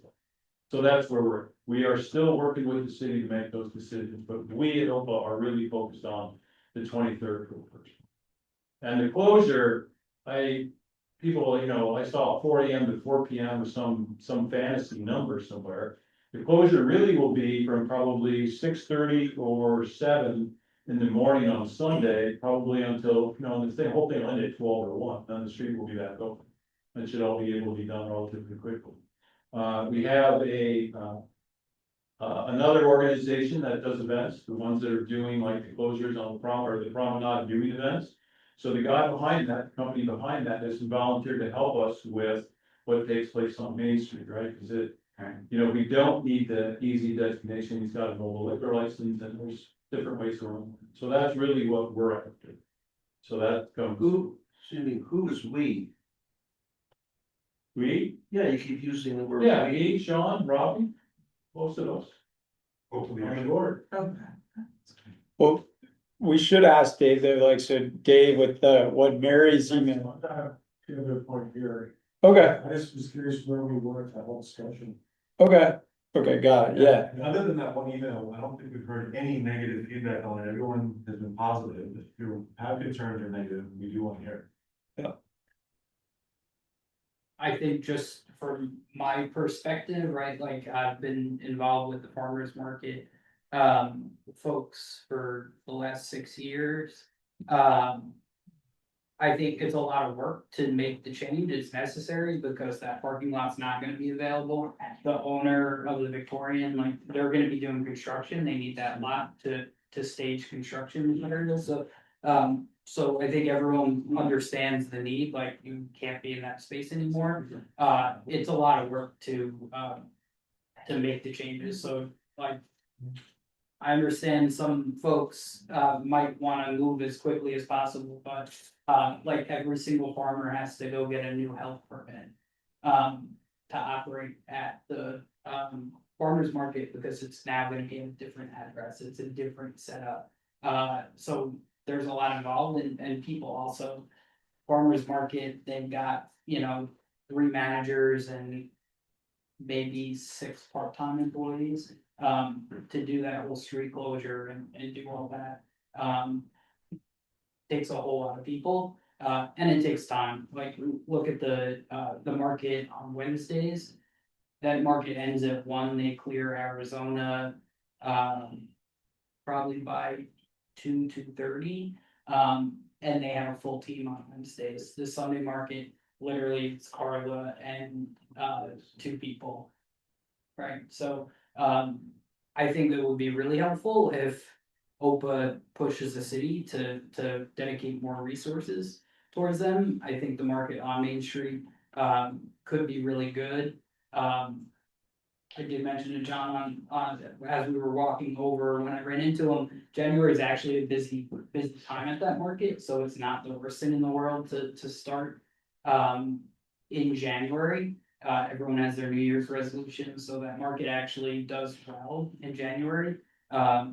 It tails off as it gets, people forget about the resolution. So I don't think that time is all too bad, but I do think, I would like Carla and her boss Jackie to really tell us what they need. When I'm going to all the markets, I hear it from everyone, they're like, we need more help. But I'd like them to tell us what they need so that we can advocate for it, but I think that they need our help to get more people, because if you go to the market on Sunday, it's Carla, it's Jim, he's been working the markets forever, he's actually out right now, so they're down another person. And then a young man, Emilio, comes and helps out, he's part-time, he gets 10 hours. So they're gonna need help. Because we don't want people to come to our neighborhood and have a bad experience with that market, and if it's under resourced, it's gonna be an issue. May I speak? Yeah, I was just gonna add one thing to Chris, though. Your background with the market may be like helpful for, kind of, if you have time, it might make sense to get involved. We did chat with Jackie, and I think Carla was invited, she was on it. And they sent a list of a couple of things that they wanted support with. But, and then like today, she reminded me electricity, we hadn't really talked about that.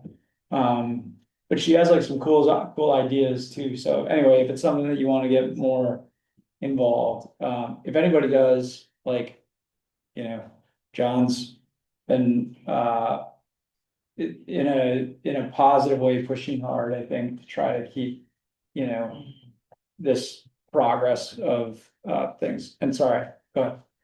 Yeah, I just think, yeah. Oh, I probably am off, so I gotta.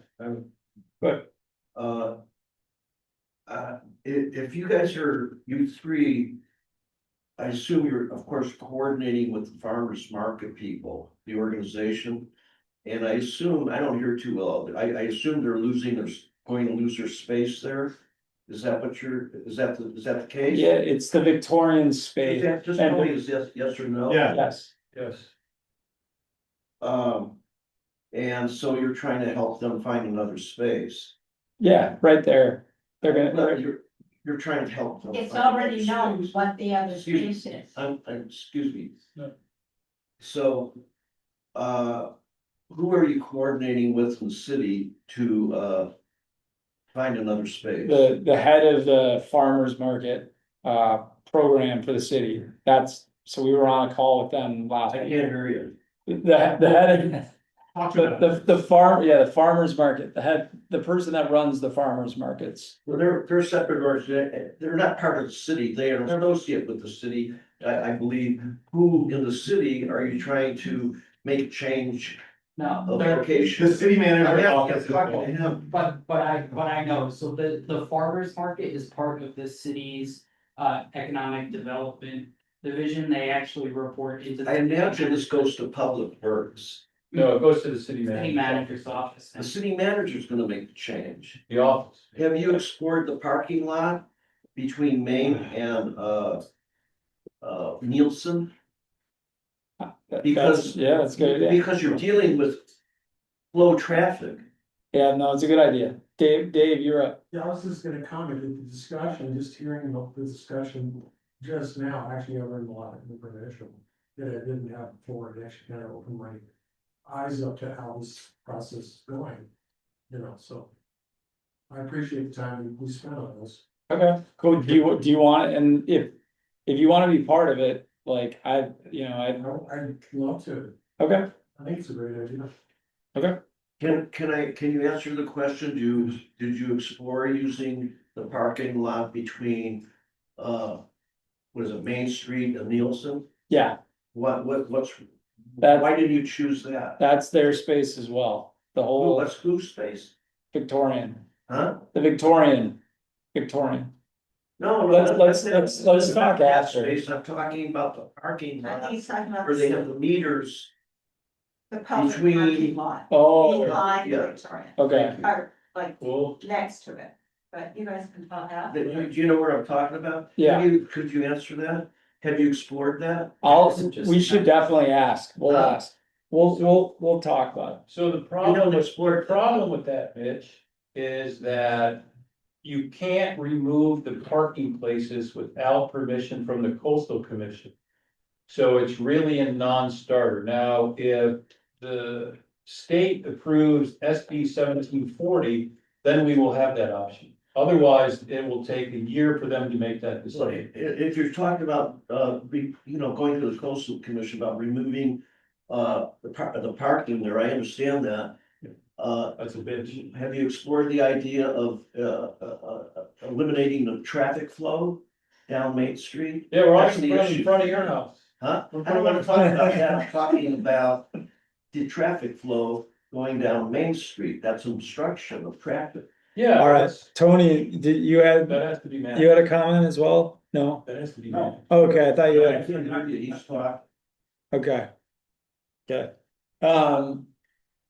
Okay, so that's farmer's market, unless anybody had any thoughts there. I don't have anything from a housing perspective. Dave, anything, we sent the letter, I think, right? The Lincoln letter? I was gonna ask, do we forgot the letter? Oh, good, okay. To Sean, the secretary, Duffy. I'm pretty sure Andrew pushed it out, but he's not here, right? The Andrew, the letter for what? There was a Lincoln letter that we drafted up. And if it's on me, then I need to push it out, but I think the deadline was the 14th. shit, okay. I'll write it down to take a look at that. But there was a letter that we had greenlit sending, so. What was the context of the letter? I missed it. Lincoln. To we support the idea or Of the link. getting the funding back into the Lincoln development. Oh, good idea. Get refunded. Yeah, good idea. I don't think. Rob, excuse me, Rob, you went on and I didn't get an answer about the parking. I think, Mitch, he Hey, I said want he's to gonna talk, excuse me. No, Mitch, please talk to Matt. What he said he's going to speak to you after the meeting. I want to talk about it at the meeting because this is formal stuff. You're talking about the coastal commission eliminating parking. There's also, parking on Main Street. Yeah, and that's actually the location that we're talking about, so, Huh? yeah, we're talking about putting it on Main Street, so. Yeah, I said, but the objection to, you not parking, using the parking lot that I was referring to is because the coastal commission wants parking. But you still Sure. have the same thing on Main Okay. Street, they have parking. Yeah, that's a good point. But we're just wrapping up the meeting and then I'm happy to talk further. Okay, so is there anybody that we didn't get to that wanted to make sure we covered their topic? All right. That's that, and then we decided we're gonna keep the July meeting for the 13th. I know Andrew's not here. I think we might have had AI notes though, right? So I think we can approve notes, I right? sent them out, motion to approve the minutes from last month. Second, all those in favor? Okay, anybody opposed? All right, and then, I don't think do we have any other things? Mark just pointed out there's no one to call to adjourn. Oh, God. Oh, wait, we might have somebody. Okay, is there a second? Yes, all right. All right, guys. See you all at the parade, if not before. Beach cleanups, all these other things. Bye, guys. See ya. Make music, but it would be really. We're the grandparents. Always have